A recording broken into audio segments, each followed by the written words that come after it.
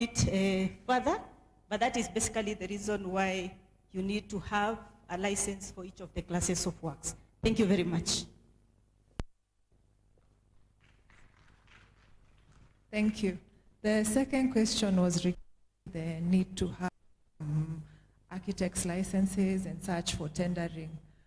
Maybe in my capacity as an engineer, I can piggyback off Faith's comment. We do need technical lines. So we understand it is hard to get licenses. That is why we have forums such as this. And I would like to encourage all of us and everyone who is in decision-making capacity to continue sponsoring these forums, not just here, but also huko mashinani, because that is how you are able to connect and have abilities to procure these certificates, to procure these tenders and such. I hope I've answered your question.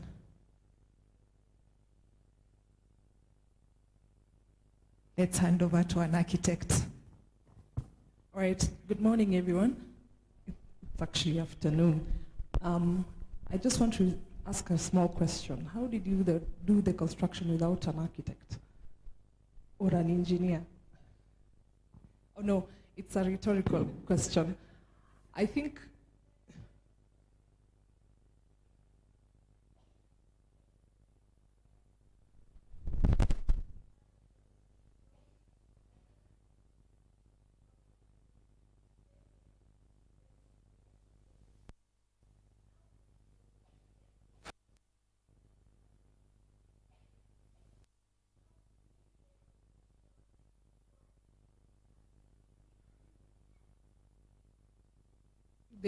there's usually an architect from the Ministry of Public Works, most likely, or an architect who is attached to the drop. And then you ask for an occupation certificate, you don't have it because you've not engaged. So it's very difficult to come back. So taking are actually in their portal, an engineer, an architect, and a quantity surveyor. That's the first point. And then at the very end, when you're closing out, it's very easy for you to be able to do that. So I think we would like to really encourage contractors, and especially the lead in following the small little regulations of using professionals in your project. One, it enables you to have quality construction at the end of it all. And in case anything happens, we also have liability of the wrong thing. So we're able to, ensure that the technical, output out of these projects is actually done well.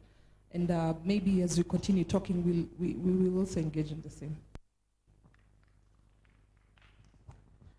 Sorry to interject. My name is Chep Keme. I'm the Managing Director, Kenya Investment Authority.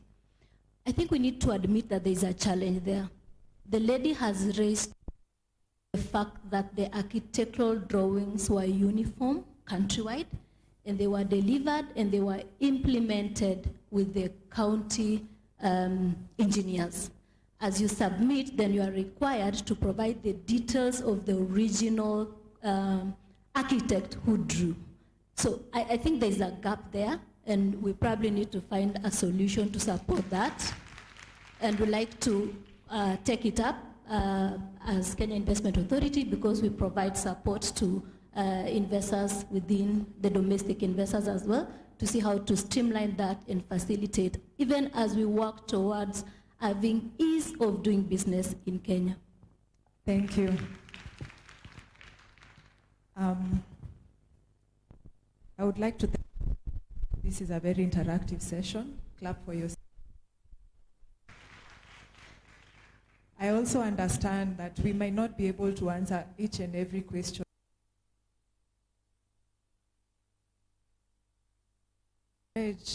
Anyone who has any more questions, we do have our panelists, we do have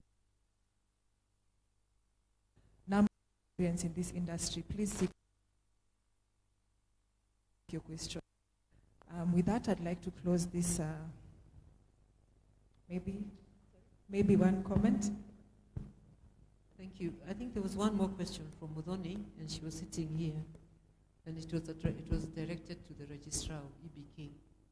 If I could, I've been given half a minute, so we will engage outside of this. But just to say, one, thank you very much for for all that you're doing at the diploma level. Government has given a lot of support to TVETs. We need a lot of diplomas and artisans to deliver proper work. Also seen, and that's why we also have a body called KETRIP, which is registering diplomas and people who can hire national diplomas and BTech. Yes? To regulate that industry and also give you the best and to help you grow.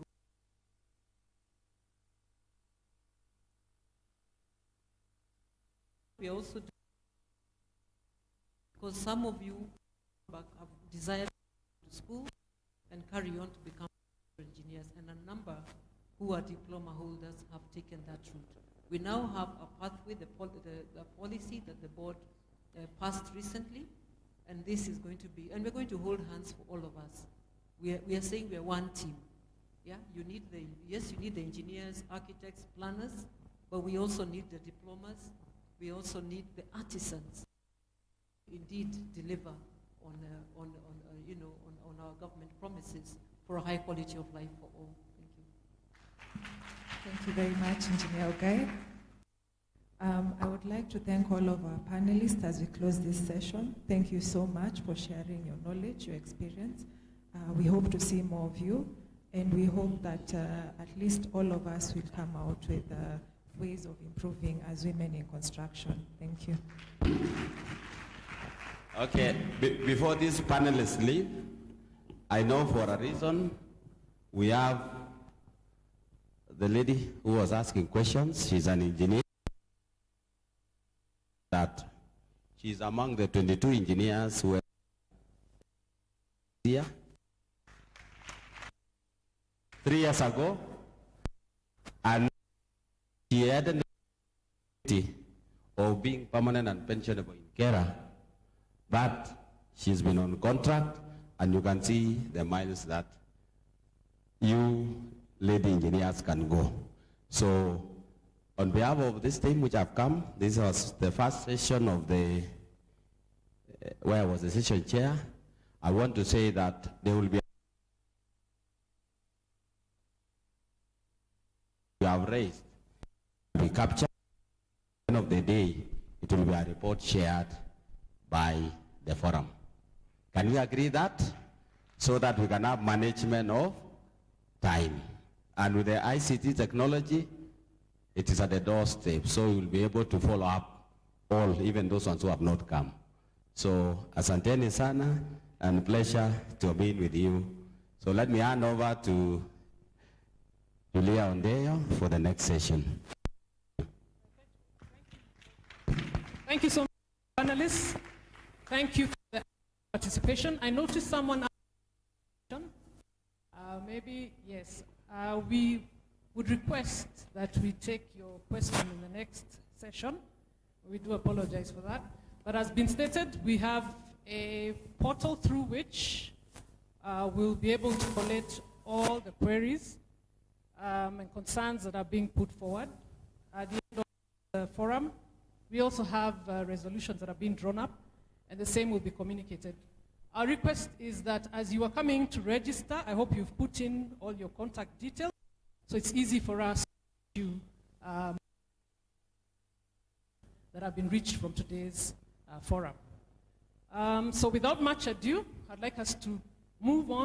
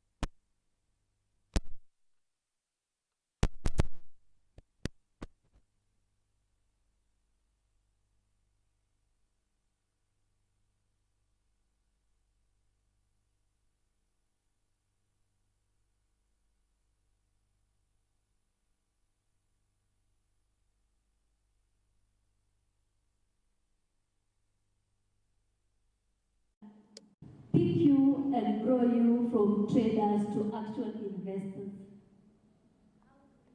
Support you to solidify your position. I'll start by introducing Kenya Investment Authority, a statutory body, issues that you have raised today. So I need to confirm that you are not issues that you have raised today. So I need to confirm that you are not orphaned. You have a platform at Kenya Investment Authority to bring those issues that are affecting you in the licensing spaces so that you're able to facilitate that and most importantly, capture them and present for policy direction. And that takes me to the third mandate, which is basically research and policy advocacy.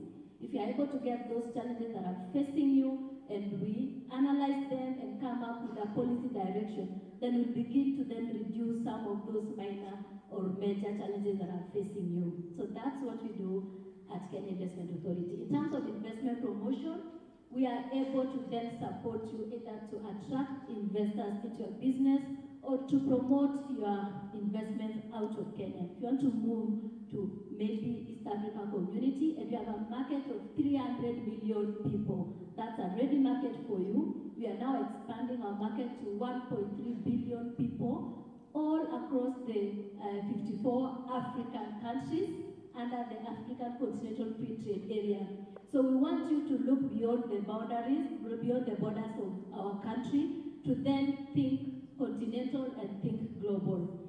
But I would like to come back to strategies for business growth that I've been asked to speak to. You're already in business, so really you know how to do business. So I'll focus on scaling your investment or your business to the next level. Of course, you know where you are. You need clarity of where you're going and what it is that you need to do to be able to get there. Now, before I could move further, I'd like to also comment that we have what we call the National Investment Council. The National Investment Council is a council established under Investment Act, and His Excellency the President did appoint council members in December last year, and he chairs the council, and that council presents some of the key issues affecting ease of doing business.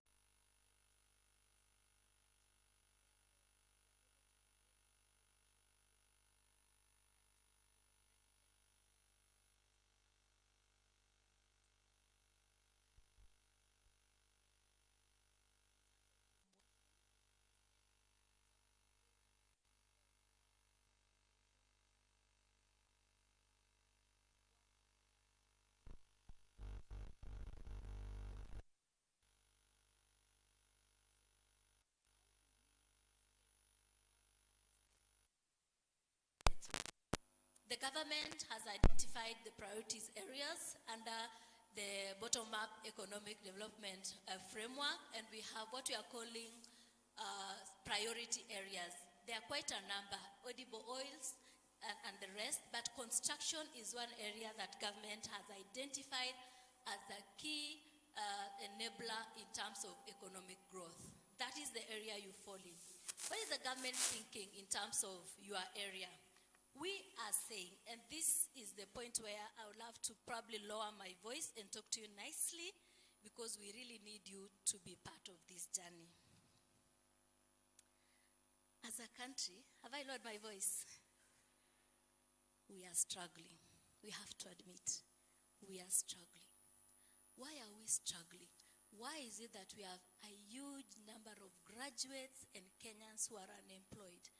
25 million young people. We are struggling to get them jobs.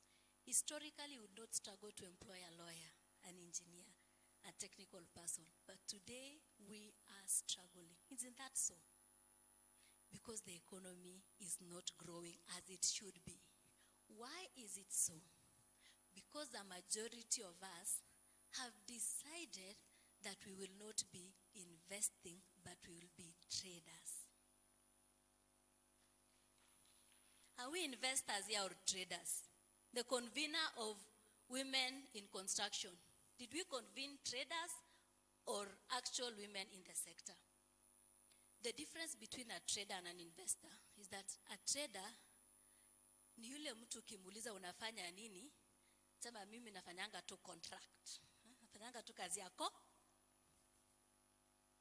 When you are given an opportunity, you fly to China or whichever part of the country, you buy those products, and then you start speaking to clearance at the airport. Our port is busy. We are happy. But are we building our country? Or we are converting Kenya to a consumer economy?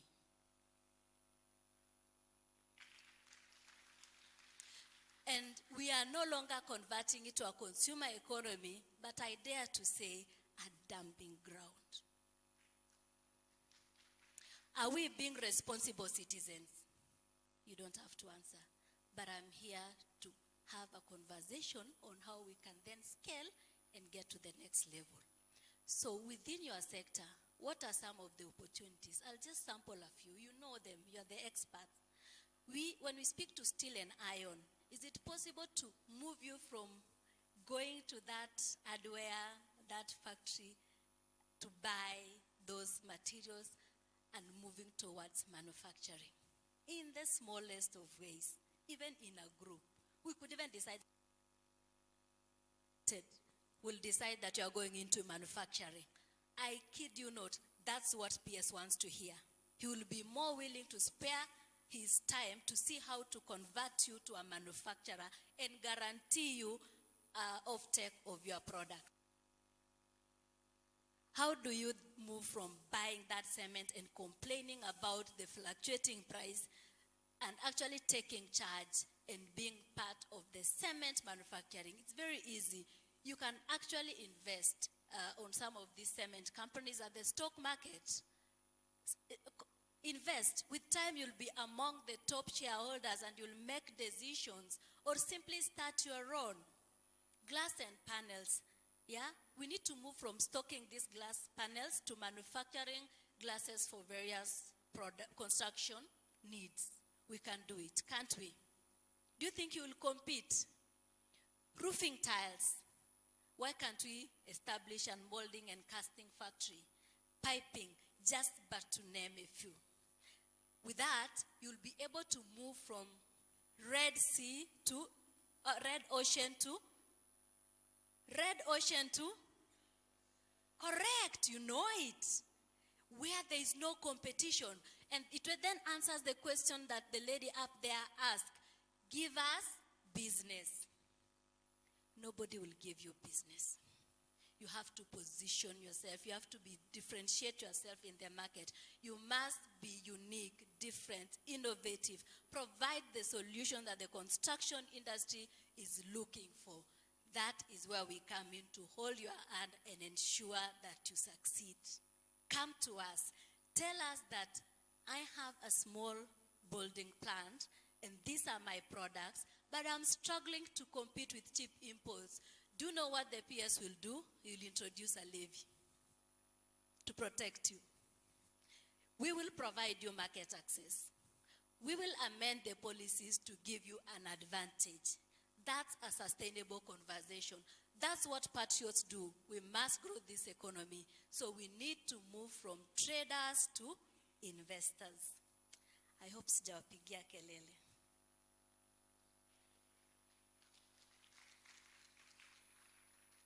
All right, so how are you going to do it? We must support you, and yes, we are willing. I'm happy to note that our patron is here, the CS. We've launched a program called Wekeza Dada at Kenya Investment Authority, and this is aimed at supporting women-led enterprises to accessing funding and scaling, and so that they can create wealth. Wekeza Dada is going to hold your hand and help you move through the channel, the construction value chain, towards wealth creation. She is our patron. We're going to run programs in different parts of the country. We encourage you to join the platform and let us work on this together. There's a way we can start. And now the Nairobi Securities Exchange has come to us and has provided us with a platform that we will then onboard you and now transform your construction company yako. Inaitwa nini?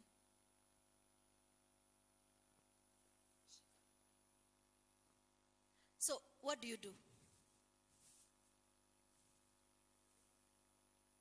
Uh-huh. What are some of the products you use, commonly use, and it's common across? Asphalt. Correct. Why can't we set up an asphalt plant? Yes, we can, can't we? Yes, we can. Or even the equipment for whatever. That's the journey we need to start. And guess what? Once we've modeled your business, it will be investor ready. Once it's investor ready, the same guy who sells you those products in China will put in money and do local production. Is there a problem you owning 30% of $1 billion business than 100% of your enterprise? That's the mindset we want to work on. And that's what Wekeza Dada is all about. Because we will help you to fundraise, we'll help you to identify investors. So when we go out of the country, you see us promoting investments. We promote businesses that are investor ready. And we'll take you out there, we'll market you, we'll help you fundraise during different platforms, including the stock market, so that we grow and grow our economy. By end of this year, this financial year, we'll be able to identify 1 or 2 or 3 testimonials that we can come and celebrate. Now, in conclusion, Equity Bank. How many of us know about Equity Bank? Do we know the story of Equity Bank? It was an SME like you. But they had a dream beyond being an SME, na serikali saidia. And they deliberately built their business, and today they are an M&A in the globe. They are now moving beyond the borders of Kenya. They're in Africa, and they are conquering the continent. I'm sure you saw them, you saw Equity, chartering an entire plane to take investors to Congo and the rest of the continent to try and help them expand their business. You can be the next Equity if you really put your mind and have that mindset of building wealth beyond you. We want our businesses that can live beyond you and beyond your great-grandchildren. Let's build a business that has a legacy and not an outfit for paying bills. I think that's all I wanted to share. Thank you so very much. Be blessed. Thank you so much. We will not let you go. We will request that you please take a seat. I think you have been ignited enough. Be an investor. Not, huh? How many of you want to be investors now? And here, Kenya Invest is ready to support you with your Wekeza Dada to come from a consumer economy to a manufacturing economy. That's what I've heard. Now, I want to invite the panelists here.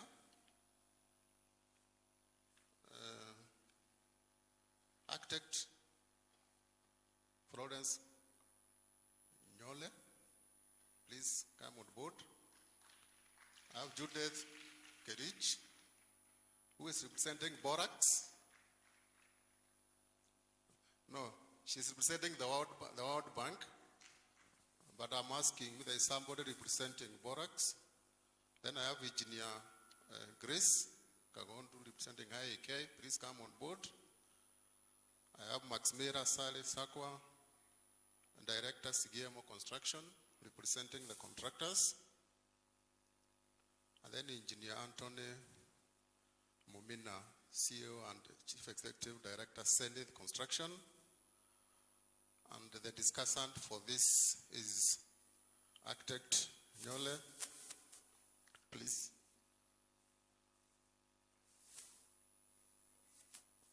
A round of applause for the panelists.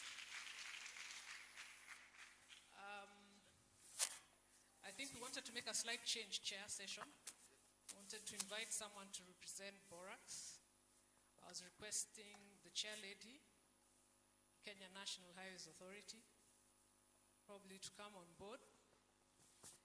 In your other capacity, we know you have a architectural design firm that you manage and are the CEO and founder. Karibu sana. I hope there's sufficient sitting space. An additional chair? We want you here. Thank you very much. Karibuni. All right, good afternoon once more.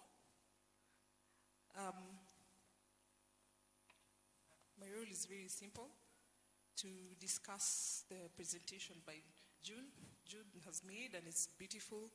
She's been able to really capture the spirit of this particular engagement this afternoon. And because I was to represent the board, BORAC stands for Board of Registration of Architects and Quantity Surveyors, and a lot has been said by Engineer Margaret regarding engineers. I think I'll give this opportunity in the spirit and letter of this session to Madam Chair, who says she has removed the hat of Kenha and come in as a contractor as well as a manufacturer, and I think it will enrich the conversation more than anything. I think, Madam June, thank you very much for honoring us with your presence, and you've talked about the business growth and opportunities and highlighted the 3 mandates of Can Invest, which are very important, and the fact that the women have been given a platform to engage in this particular conversation. And one of the greatest highlights is that when we bring out our issues and conversations, then they're able to take it up and roll out a policy direction around that area. I think it's also important that you're talking about investment promotion, that there are probably very many opportunities for local and foreign investment, and that people need to look beyond our borders in order to take up these particular opportunities. Then she's talked about the scaling of strategies, scaling strategies for business and what businesses stand for. And there's very need for people to have clarity in terms of business that they're doing. I think right along the issue of, register.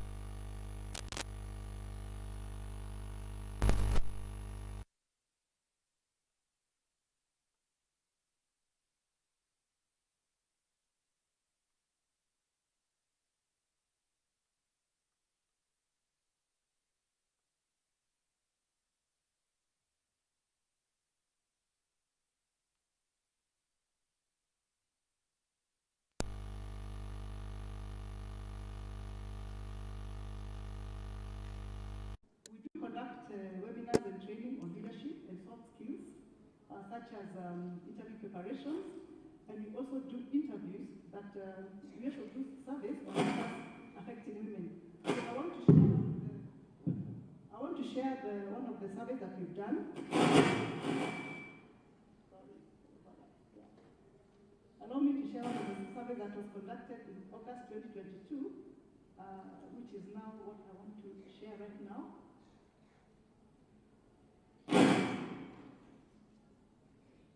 So in 2022, we did a survey. So I'll just take you through the survey. Okay, so what we did in August of 2022, we did a survey among women engineers, and the respondents, as you can see, that particular in the first chart, the big one, the one on your left, you can see the majority of the respondents were graduate engineers at 63%, and then 29% were the other, followed by 29% of the professionals.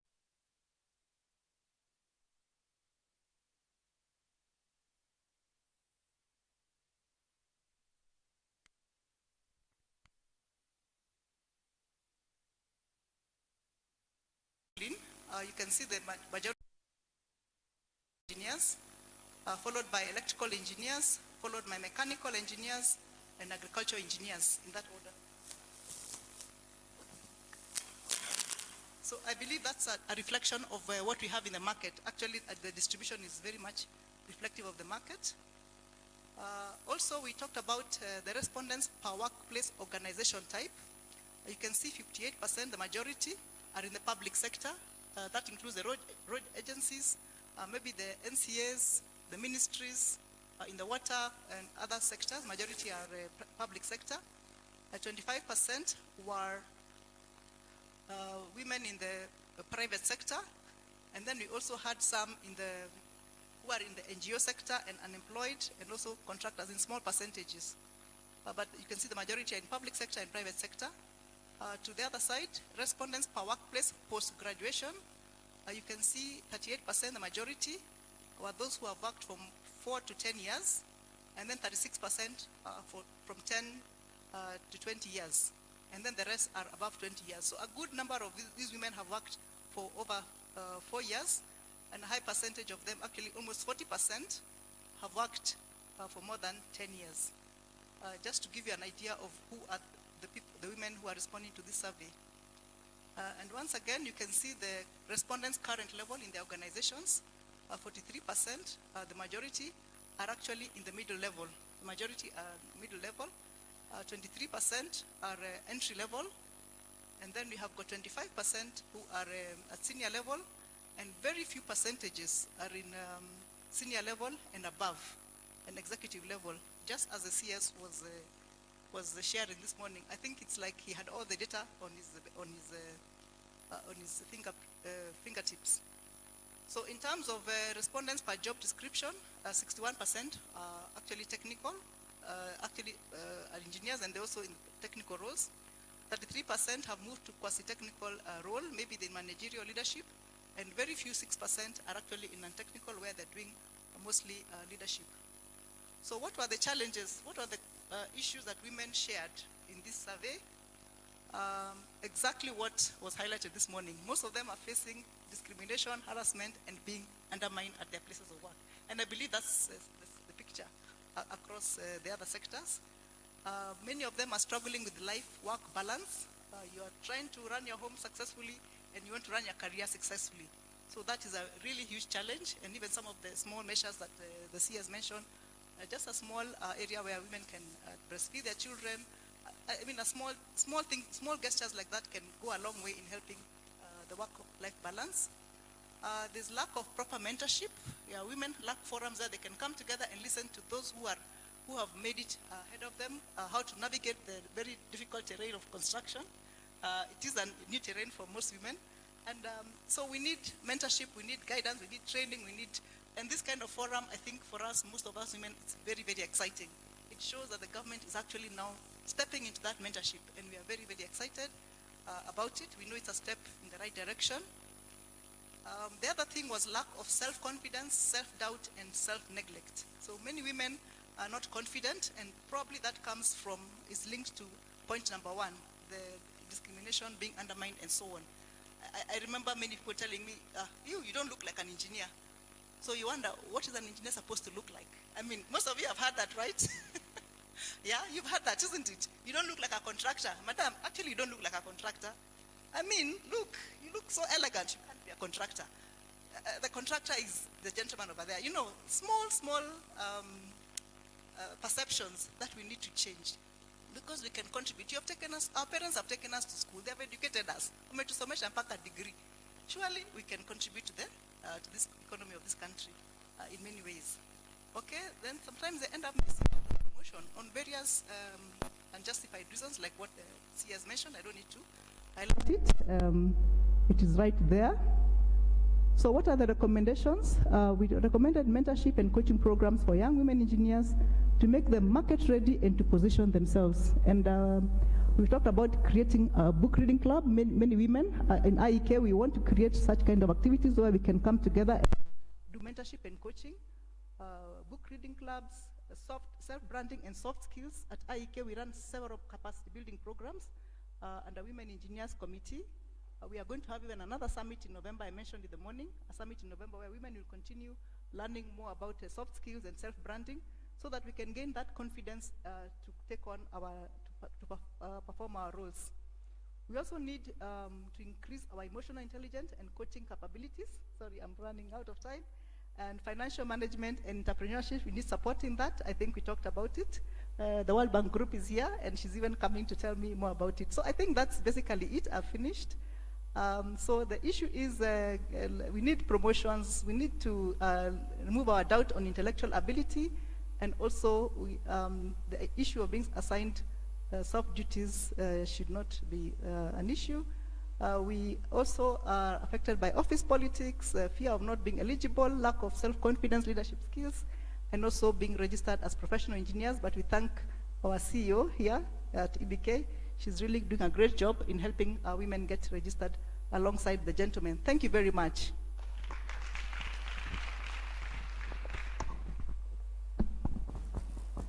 Thank you very much, Engineer Grace, and thank you all of you.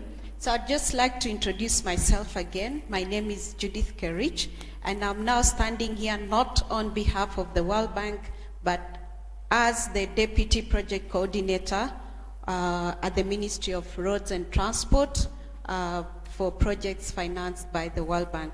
So I'd just like to make that correction, and that the views that I will present here will be the views that represent the position I sit in.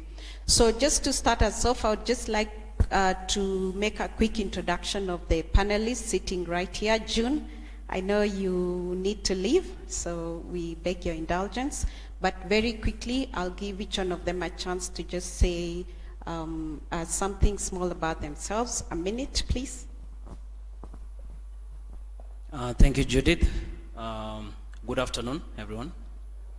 My name is Anthony Mumina. I'm a structural engineer by experience, and also I'm the CEO and Executive Director at Zenith Steel Fabricators Limited. Just to give a small brief on who we are, we're basically structural steel fabricators. We do the design and analysis of structural steel, go downs, warehouses, and all types of structural steel work. And we basically supply different solutions across Africa, work in about 12 countries, but headquartered here in Nairobi. Thank you. Thank you, Anthony. Good afternoon. I introduced myself earlier, but I have dropped that hat for purposes of this discussion. My name is Winnie Ngumi. I run a company called Space and Style. We are in the roofing space. I can give a whole story about converting your business from a trading company to a manufacturing company, from a distribution company to a manufacturing company, and rolling out an import substitution model. How many of you have heard of DECRA roofing tiles? Thank you. I've seen. So my company introduced Decra roofing tiles in Kenya in 2002. And for the first 15 years of our business, we imported them from New Zealand. From about 2016, we made the conscious decision to go into manufacturing and moved from trading into investment and put up a factory in Juja. Now this factory manufactures product identical in quality to what we imported for 15 years into Kenya. Now the peculiar thing about once we did the conversion from an import model into a manufacturing model is that Kenyans have a problem buying made in Kenya. And that is a fact. So it is also something that we need to discuss. Why do we not support made in Kenya products? Why do we still have people importing stone-coated steel roofing tiles while our factory in Juja can manufacture 4 million tiles annually? So I think that's what I want to pose, a challenge.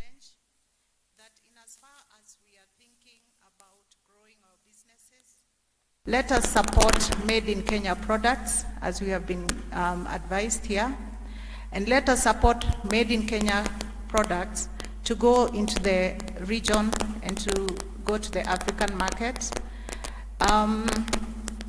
So that's what I wanted to say about myself. I also chair the building, mining and construction sector at Kenya Association of Manufacturers. And through this position, I was able to join the board of KENHA.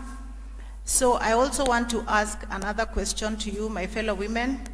How many of you belong to a business membership organization? In this case, KEPSA, Kenya Association of Manufacturers, Kenya National Chambers, or any other business membership, RASECA, the Contractors Association. How many belong to an association? You see? That is where the problem is. You need to join a business membership association to be able to learn how to get your business to the next level. So it is extremely important. Ladies, please join any association. All of them have chapters across the country. Join business membership organizations. And through these organizations, we are able to go to the government, we are able to go to Ken Invest, we are able to come to KENHA to seek opportunities specifically for women. So that's my other heart, and I wish to encourage you all to grow your businesses and move them from tenderpreneurship, importing, and slowly convert them into job creation opportunities for other women and even men, so that then we can start to sort out the problem of unemployment among our people. And let me say that as professionals, because I trained as an architect, but I don't practice because I went into business, there is opportunities across the whole value chain of construction. You don't have to restrict yourself to the profession. You can be like Engineer Lucy. Start a business. Start a business because you're the ones who know how to do these things. You're the ones who can respond to your client's specification with technical knowledge. So that's me, and that's it's a great honor to be in this panel. Thank you.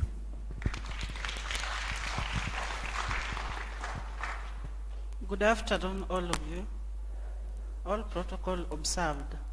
I'm Sally Sakwa. I'm the CEO for Zigimo Enterprises Limited. I'm a contractor. I'm not an engineer. I'm presenting contractors. I'm from Kakamega County.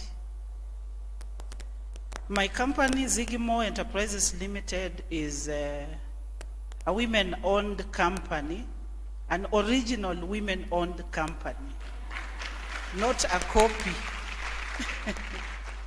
NCA6 from Kakamega, here to attend this forum. And I'm here to encourage my fellow women who are joining construction industry. Let us hold hands. Let us move together. If you see your fellow woman moving to the top, clap for her. Your time will come. Let us not be jealous. Let us not have that mentality of long time ago that women are always jealous of others. Let us hold hands. If you see your sister stumbling to fall, pull her aside. Fix her crown in private and celebrate her in public. That is what I leave with you, my fellow women contractors. Thank you.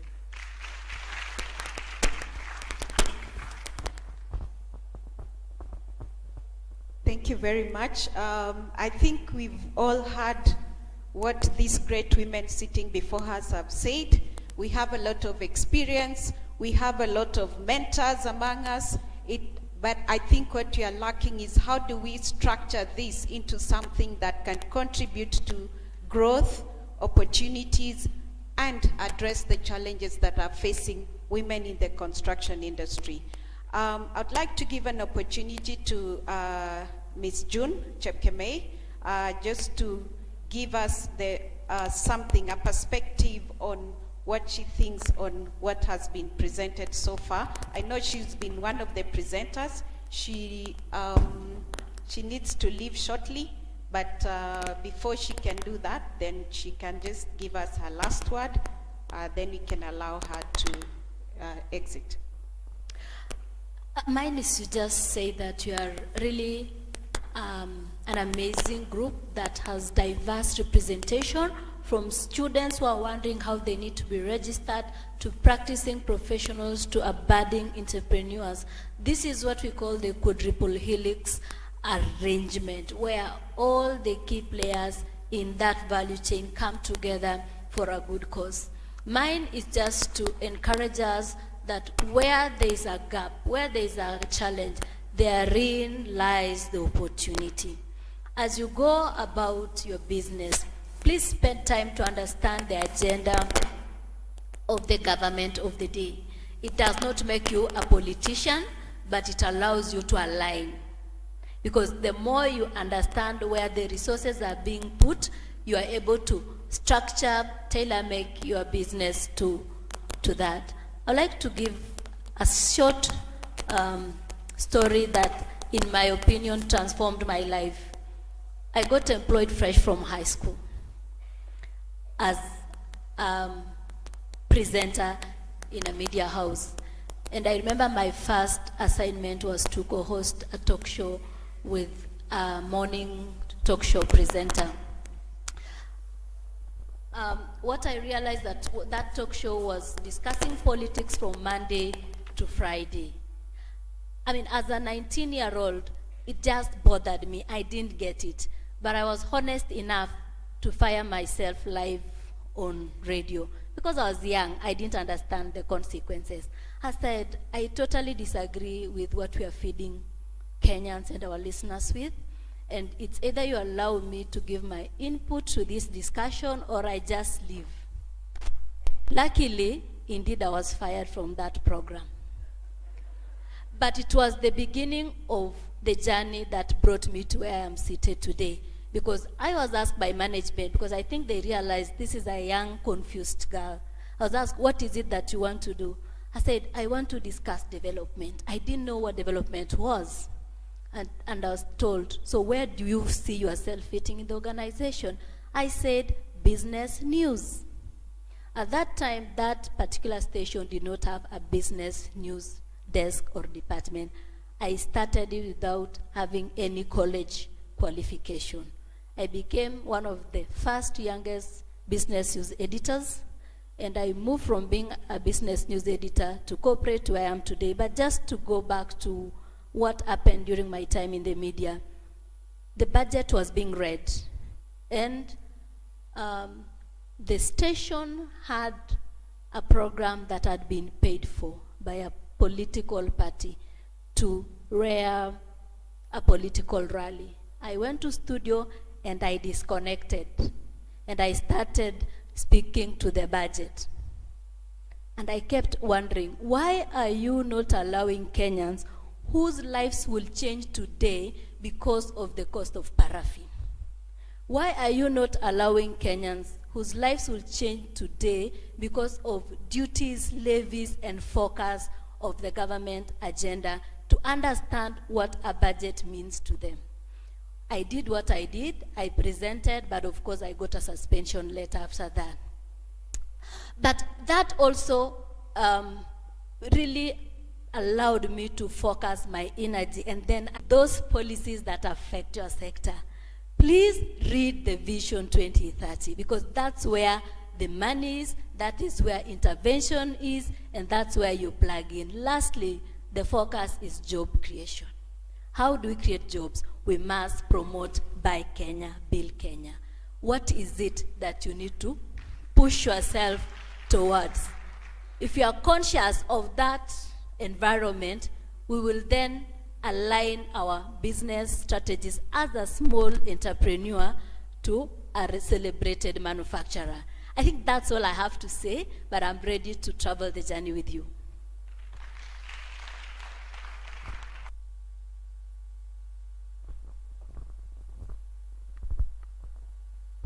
Thank you very much, June, for the opportunity and for gracing this occasion. I think we've all heard where the opportunities are, the documents we need to look into, the areas we need to focus on. And I would also like to ask, I know time is pressing, but these panelists here would just like to share a little perspective on the growth and opportunities that are available for women in construction.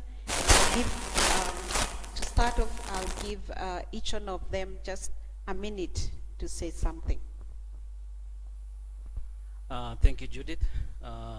Again, thank you to everyone for attending this session. As I said, I'm Anthony.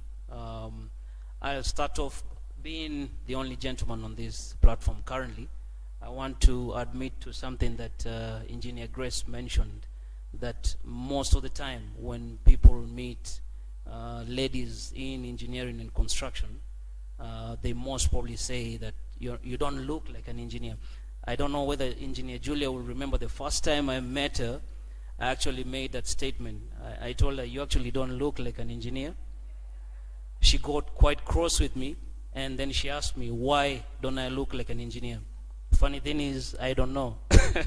It's just the perception that I think we've all developed, that obviously construction and engineering in general is basically a man's purview. And I think we must applaud the organizers of this event, obviously from the top, the office of the president, to the CS.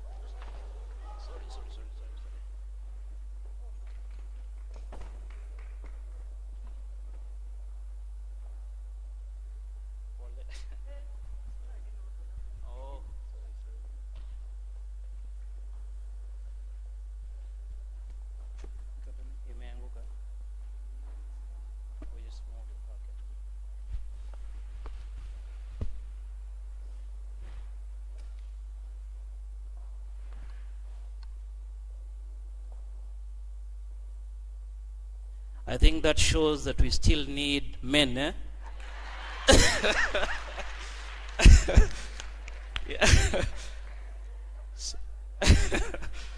So irrespective, we still need men. Let this not be construed to be anything else. So thank you obviously for this time.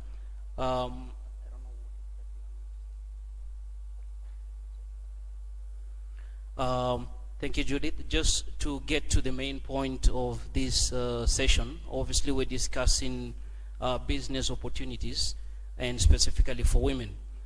Now, when I got this question, I think the main thing that I can say, at the end of the day, all of us being in business, we must understand obviously that the world has become a global village. Being a global village, most of the factors that affect any business, whether in construction, engineering, they are more or less the same factors that basically affect businesses elsewhere. Now, if we look at, and the best way to actually analyze the factors that affect business, at my company, we usually focus on the Porter's 5 forces. It's basically Porter's 5 forces of business, and these are basically buyer power, supplier power, competition rivalry, and threat of substitution of products, and threat of new entrants. In a nutshell, if I just explain in brief, if we look at buyer power, what is buyer power? We need to understand in construction, who is your main client? So the main clients in construction are basically 2. It's the government and the private sector. So it needs to go both ways. One, if the government is keen on empowering women, they obviously need to align a lot of the strategies to basically give opportunities to more women. And that is one of the key things that obviously the government is doing. And I think by the government giving opportunities specifically to women-owned construction firms, women-owned consulted firms, it basically pushes them to grow. If you look at supplier power is basically the people who are supplying you the products. For most of you, it's contractors. So you're having cement, you're having reinforcement. So again, it goes back maybe to the government to see how they can introduce incentives, basically for companies that do supply, and give them incentives maybe to have a portion that is dedicated more to supply of women-owned business. I think that's something that we can, or maybe someone can track up to.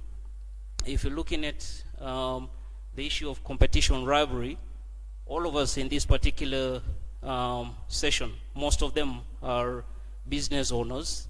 At the end of the day, you're all competing for the same platforms. But as has been mentioned, there are a couple of criteria to actually get the opportunities available. I think what we also need to understand is which particular area do the women business-owned firms basically, where are they strong at? I think if you're in construction, don't really bid for roads. If you're not really strong at that, it helps you to just really focus on what you are good at. And obviously by this you can get more opportunities in that. If you're looking at another item, the threat of substitution of products, ultimately all the consumers, be it the government, they're looking at their bottom lines. At the end of the day, they want to buy the most competitive item at a good quality, but then that probably goes back to the issue of financing.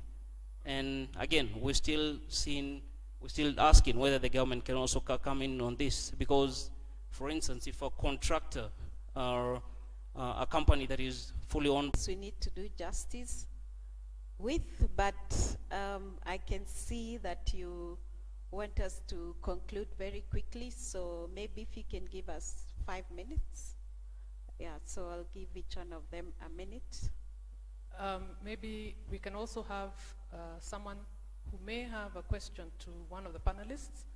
You could put up your hand, we'll send the mic to you as the panelists are also concluding. Thank you. Okay.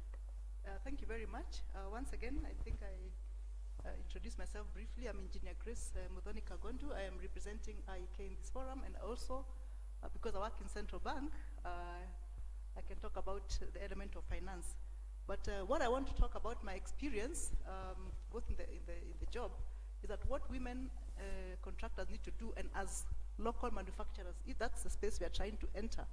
From what our sister here, Ms. June Chepkemei, has advised us, if you're going to go into manufacturing, let us be very particular about the standards and the quality of our work.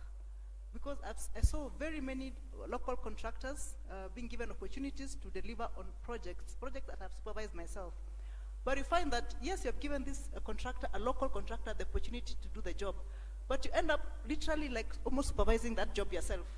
And you know, it's not supposed to be that way. You know, you don't have to tell them, no, do it like this. to get this thing, perfect, you're almost like teaching this contractor their work.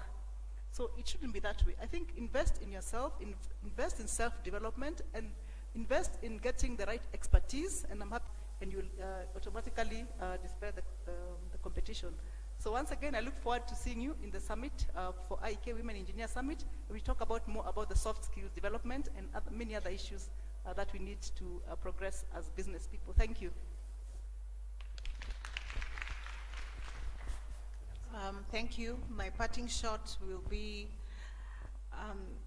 irrespective of the fact that you're a woman-led, woman-powered, woman-owned business, as mentioned, and I will add on to this, as mentioned by Engineer Grace, you have to fight on merit.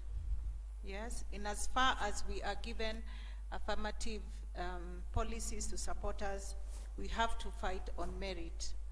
And also, because this is a journey, don't live here necessarily thinking that when you go tomorrow, you will not be expected to have all your certification ready. Structure your business in the right manner. Learn about the business environment, learn everything about business. Get your taxes sorted. You will just not get a job if you don't have a TCC, and that's the fact today. So do these things, don't run away from them, because they are not going away.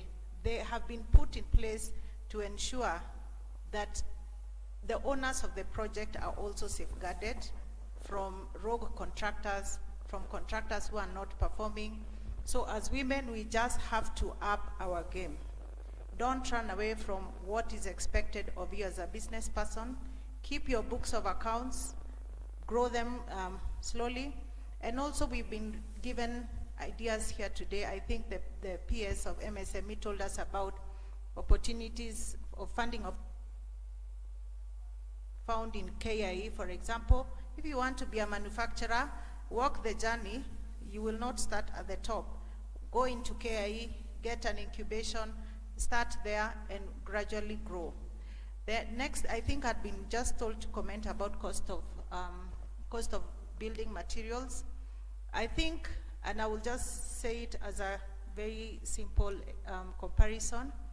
If today my company Space and Style were to import Decra roofing tiles from New Zealand, the price would be 40% higher than what we manufacture here in Kenya. So the quickest way to bring cost of building materials down is to manufacture locally in whatever aspect, whatever stage of the value chain you go into, manufacturing locally and supporting our own businesses that manufacture locally. And where you don't have the capacity, collaborate. My company, Space and Style, has a strategic partnership with Zenith Steel. Collaborate so that you can do business together, and then you can actually access the bigger pies. Thank you.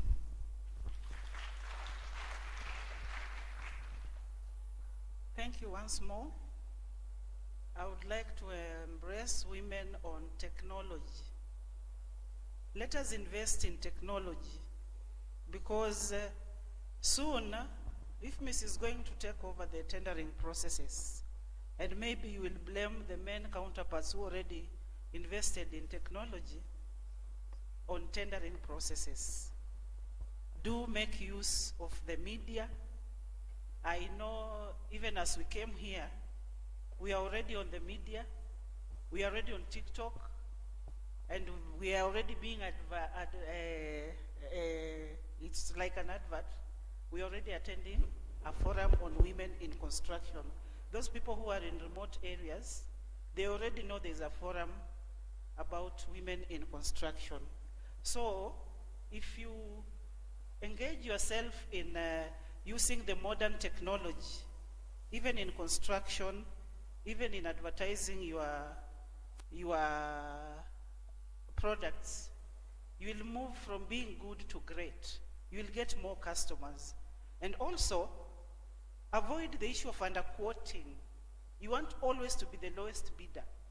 That is when when you reach to the site, you are going to give a substandard product. Stand your ground. Quote according to the market, quote according to the market value, and you will always give a good product. Stop underquoting in the name of being the lowest bidder. Thank you. Lastly, maybe just to mention, as I mentioned, I'm a deputy project coordinator, and I coordinate a project called the Horn of Africa Gateway Development Project. It is the largest single project financed by the World Bank in sub-Saharan Africa, and we are doing a lot of things to support the construction industry and specifically women. And I'll just mention a few, one of which is we are working on building the capacity of both at the institutional level and also at the individual level.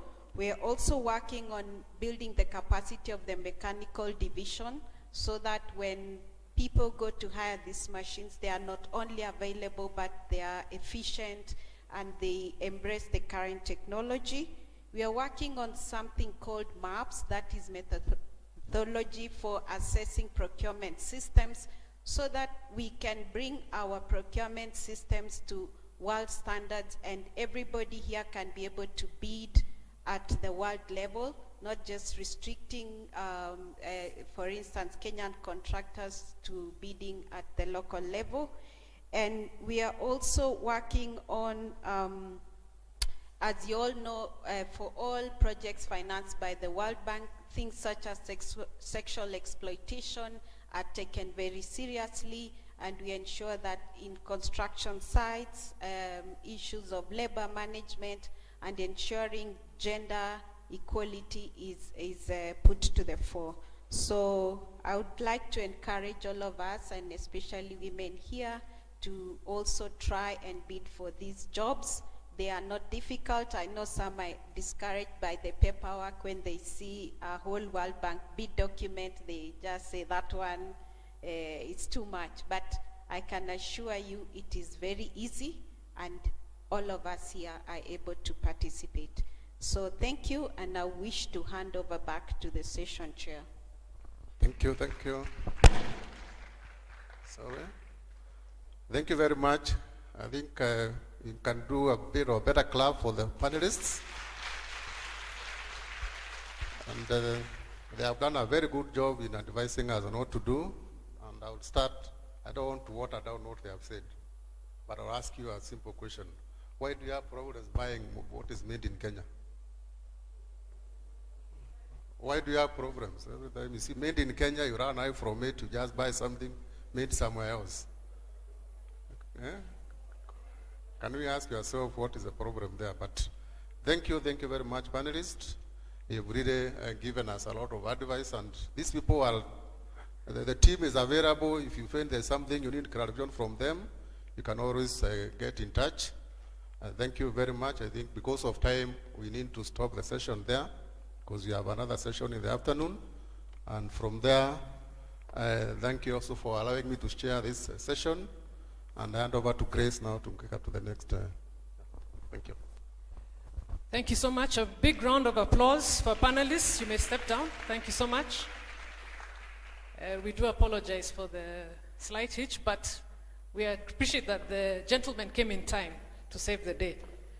Thank you so much. We are now at the time where we are going to take a break for lunch, but I'd like to issue a few notices. One, we are live on the link. Sorry, let me read out the link for you.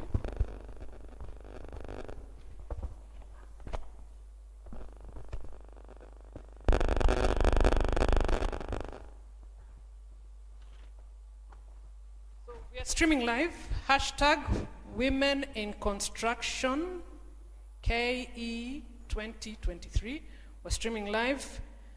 On hashtag Women in Construction, KE 2023. For those who were not able to join us here, please get onto the link and follow the proceedings. Also, as we are proceeding to lunch, please note that there's a QR code on each and every wall. As you can see behind you, as you're exiting, you'll find a QR code. Please scan it. You'll be able to get the link to the photos of today's proceedings from the morning session. We'll have one session in the afternoon with another topic that will be chaired by NCA, but he'll be represented by QS Susan Ruto. And on this one, we're discussing construction financing. I think that is a critical issue, and we'd request that you stay on with us. And further to note that our Cabinet Secretary, Honorable Kipchumba Murkomen, will be back to close the session and issue a communique. So please be with us so that at the point when he comes in, you can hear from the CS himself on the direction which the government is taking to support women in construction. So thank you so much for your patience. I know we've run out of, we're running behind schedule. It is now, I think, 1:30, actually 1:40. How much time do we give ourselves for lunch? I don't think we can give ourselves too long period to take a break for lunch so that we can catch up with time. I'd request that we reconvene at 2:15. We're not going very far. We're just going up to the second floor where we had our tea break. So we'll be having lunch at the same place. Is that okay, ladies? It's okay? All right, thank you so much. And we look forward to a very lively session in the afternoon. Asanteni sana.